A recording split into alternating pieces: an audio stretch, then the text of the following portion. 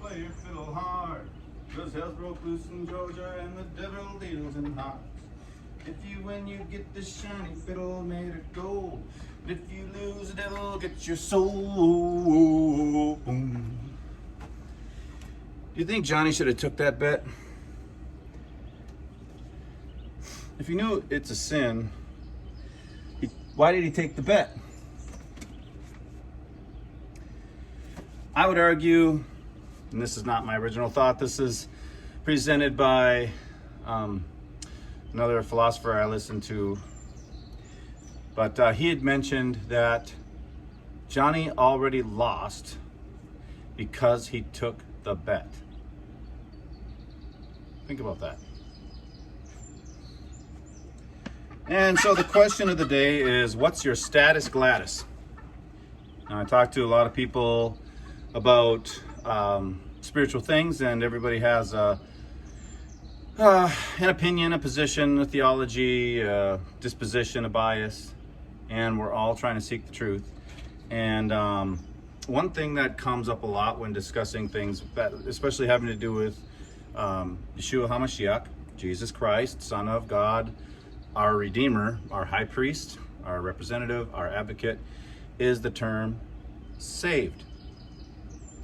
And a lot of times, most of the time, people tend to want to establish that as a status as opposed to a process. And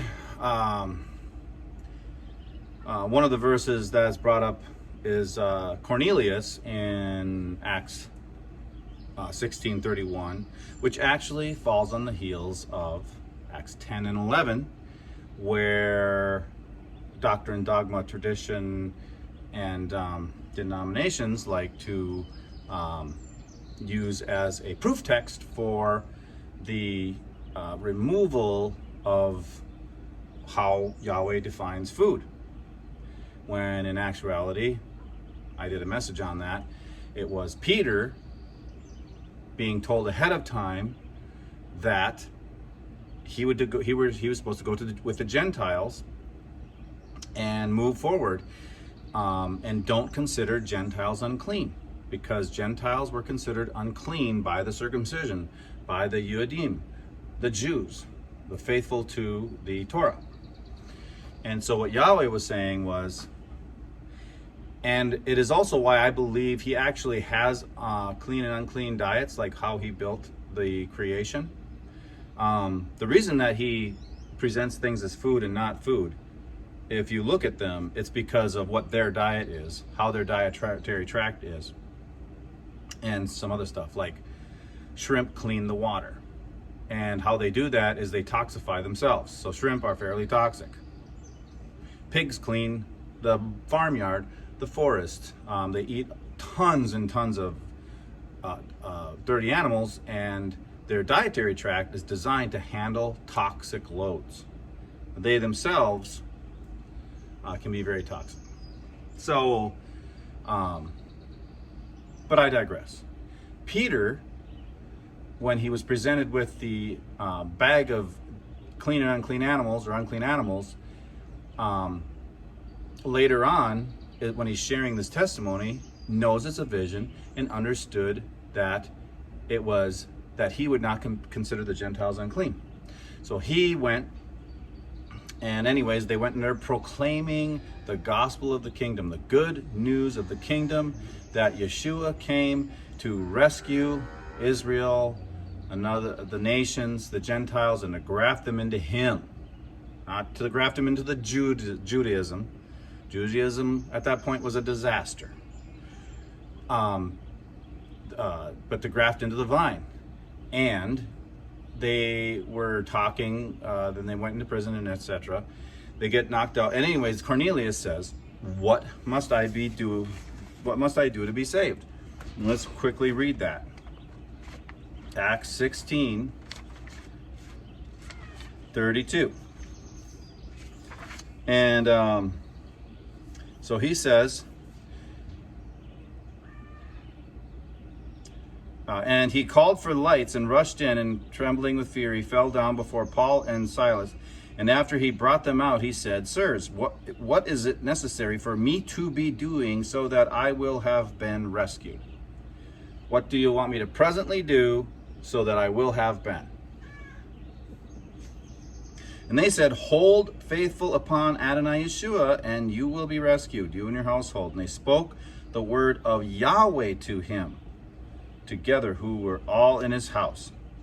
Meaning the good news was of the kingdom of Yahweh was available to all of Cornelius's house. It wasn't a special secret message for a separated nation, unlike what the Yudim had been preaching.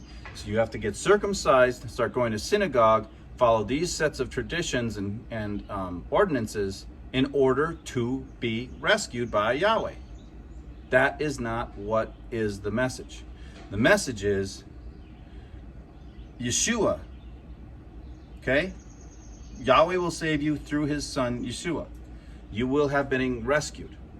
So now once you've been rescued, is that your status?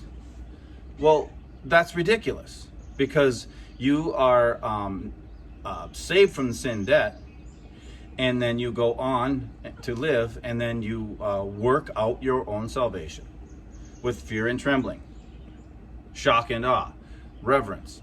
Well, how do you fear the Lord? Or who are you fearing? You're fearing Yahweh.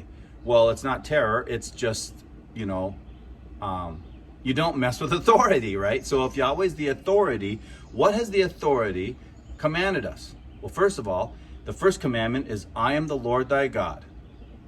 Okay? Believe. Thou shalt have no other gods. Okay? Jupiter, Ishtar, Nimrod, right? All these other gods, and you shall not worship them or do traditions in the direction of their name. Okay? You shall have no other gods before me. And anyway, so then Ephesians 2 comes up, and he says, which is a continuation of Ephesians 1. So, and then he will have put everything under his feet. Okay? He begins anew with 22b, the finite verb, made. So we are made. He has made him head over the assembly, which is his body, the complement of himself, who is completing the whole assembly with all its parts, even you now being dead to your transgressions and iniquities. You are dead to your transgressions and iniquities. What is transgression? Okay? A transgression is something outside the house norms given by the authority having jurisdiction over that. If you are putting in a sprinkler system, you have to do it according to the norms of the authority. If you're putting in plumbing, electrical, construction, any kind of construction, concrete, rebar, you know how important it is to have codes and inspections and to follow the ordinances set by the authority. Otherwise, the house burns down, the house falls down, you can electrocute yourself, we have expectations of everything in our life, except when it comes to the scriptures, we think that the word grace and truth means syncretized licentiousness and opinion. Grace and truth is not license and opinion. Okay? Grace is loving kindness provided by Yahweh. It also means favor in good standing. And truth, what is truth? Truth is the word of Scripture. Okay? You can fight about the writings, about the prophets. So you disagree with this prophet or that prophet. But the front of the book is the Scripture, is the proof, is the truth. So if you think you have grace and truth, and you are living outside the covenant of Yahweh and the commandments of light that he gave his son to teach and to fulfill fully teach, fully preach, fully live, demonstrate, then you better reestablish the definition of grace and truth. Because grace and truth cannot be contrary to covenant, relational, marriage to Yahweh, or to Yeshua, who is the son of Yahweh, right?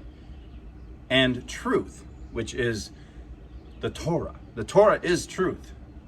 Okay? So, that's it. So what is your status, Gladys? And, oh, here's another fun thing. Just a real quick aside.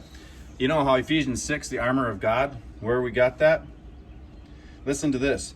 Deuteronomy 33:29. Blessed are you, O Israel, who is like you, a people saved by the shield of your help, he who is the sword of your excellency, and your enemies are subdued for you, and you tread down their high places. So the sword, right? We've got the sword and the shield.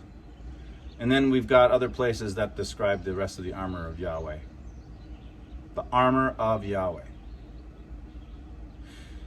Don't take off your armor, or don't put away your weapon, because the wiles of the devil lives in the doctrines of the modern evangelical system. Have a good day.